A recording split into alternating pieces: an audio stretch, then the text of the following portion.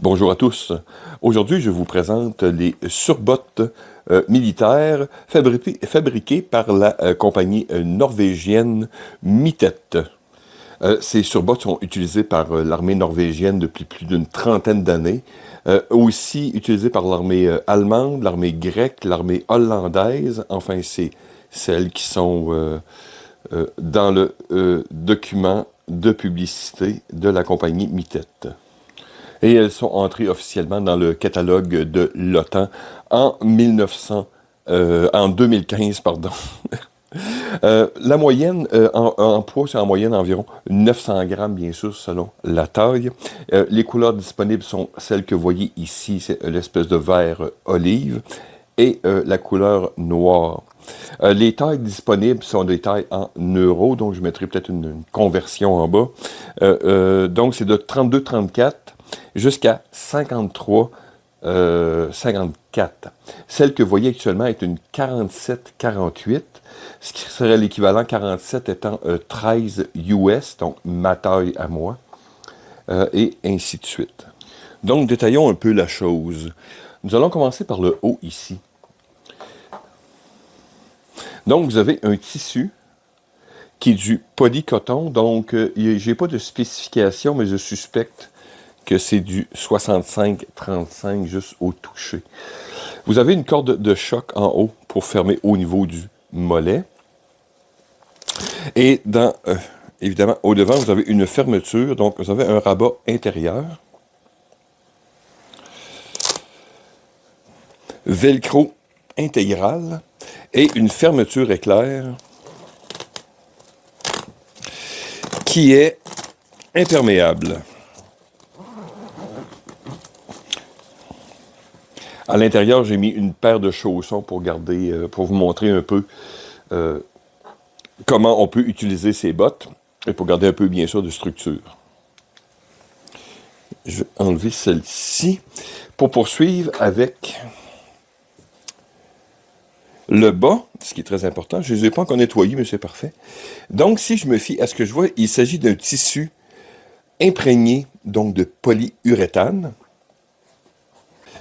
Une semelle que je trouvais, qui semblait ordinaire, mais en fin de compte, fait très bien le travail. On dirait un peu comme des suces de tentacules. Et avec une bordure, voyez-vous, rigide. Et à l'arrière, vous avez une rainure pour différentes pièces d'équipement, donc sûrement raquettes et paires de skis. Maintenant, l'intérieur. Donc, dans le haut, rien de spécifique.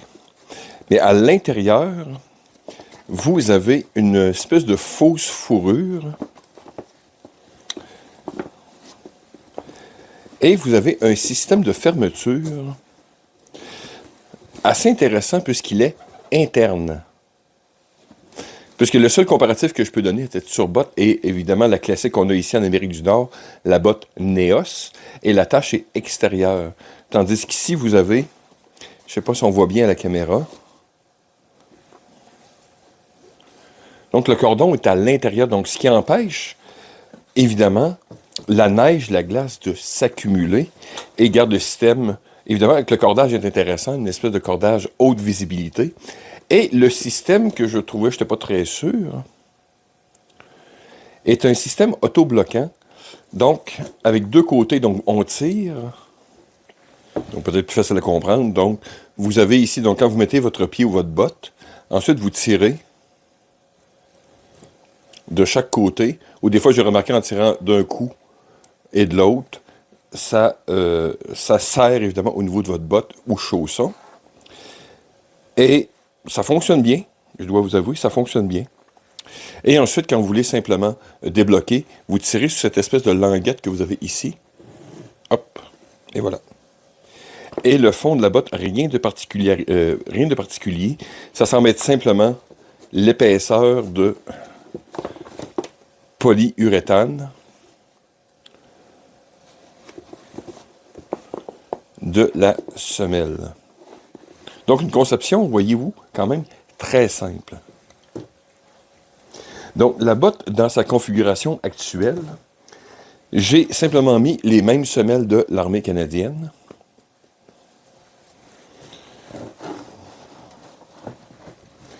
Et j'avais des chaussons d'une ancienne paire de bottes d'hiver qui fonctionnent encore très bien. Et voilà. Maintenant, on va essayer de faire la fermeture sans avoir les pieds dedans. Donc, comme j'expliquais, vous tirez de chaque côté. Hop. Vous mettez le cordage ici.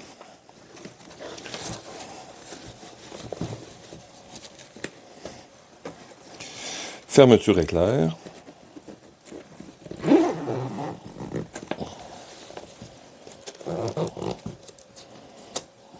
Hop. On rabat la fermeture en haut. Velcro, rabat. Et voilà.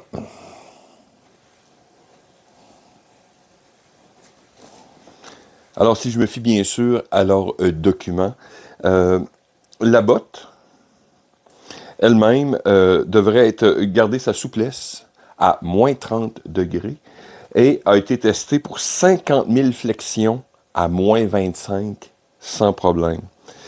Ils disent qu'il y a une bonne adhérence, ce que je confirme, et est imperméable évidemment à ce niveau-ci. Si je me fie aux photos et aux vidéos que j'ai vues, ça semble être le cas.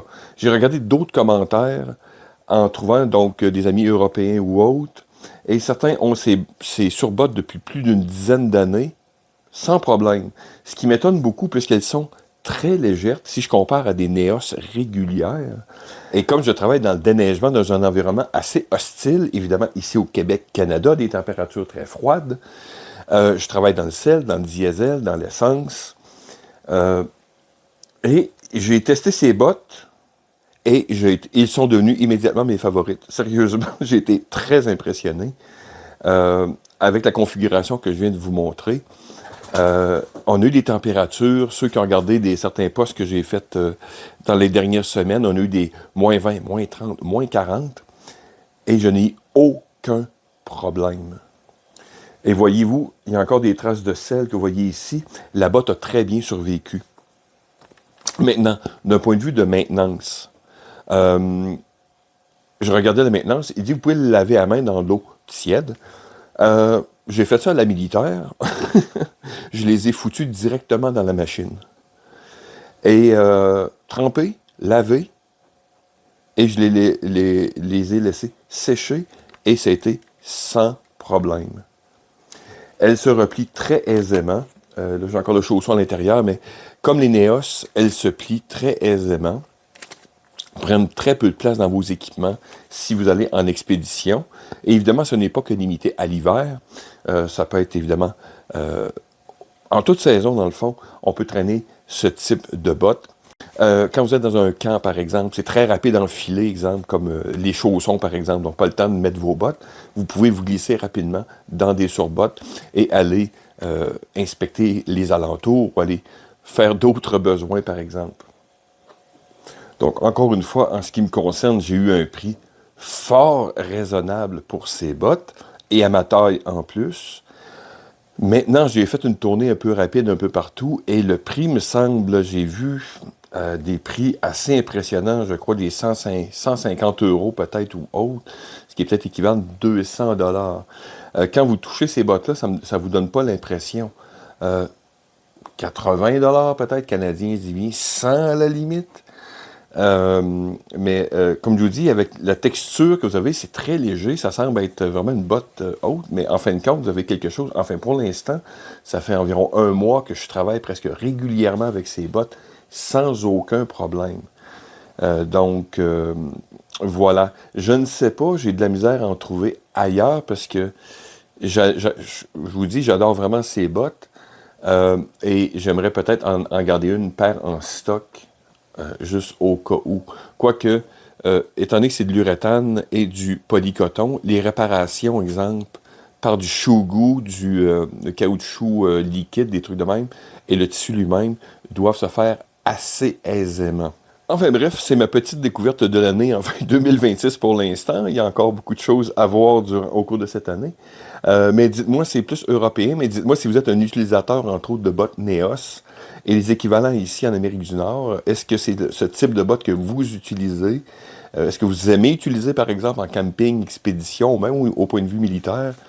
Est-ce que c'est le genre de bot que vous utilisez? Donc voilà, j'espère que vous avez trouvé la petite vidéo intéressante. On se dit à la prochaine. Bye bye.